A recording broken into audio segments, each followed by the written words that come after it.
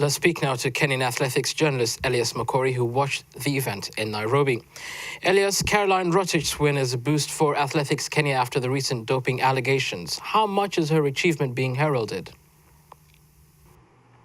It's a very positive achievement because, of course, the doping issue has been very, very big in Kenya. And, Kenyan athletics was looking for a major lift and they got it from Caroline. So it's really been a positive and well-received victory here in Kenya.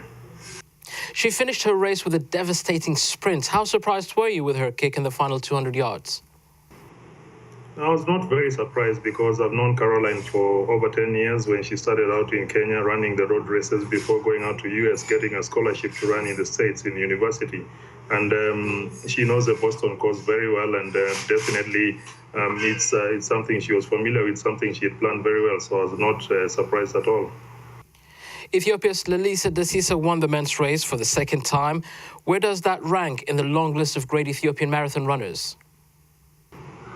No, definitely it's getting closer to Haile Gebrselassie. I mean, there are very many top Ethiopian marathon runners, like you say. And of course, it's significant because last time when he won during the Boston bombing, he left his medal with the Boston, city. And now he's got another chance to win his own medal and take it back home. So it's really an emotional victory for him. And like you say, he's ranking higher and higher up the pecking order of Ethiopian marathon running, but still nowhere near Haile Gebrselassie.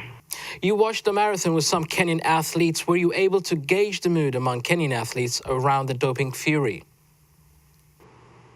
Yeah, I was with a group of over 200 runners, 12 of them big city marathon champions, including the Stockholm Marathon winner from last year, the winner from Tel Aviv Marathon in Israel, the Pune Marathon in India. We were all together in one group, and it's a big issue, and they're really saying that the young athletes need education on doping and how to keep away from, the temptations of using banned substances to run. So obviously it's a big debate and it's not going to go away anytime soon. It's going to be the talking point in Kenya for a long time to come. And finally, Elias, has Rosa and Associates and Volaris Sports responded to their suspension from Athletics Kenya last week?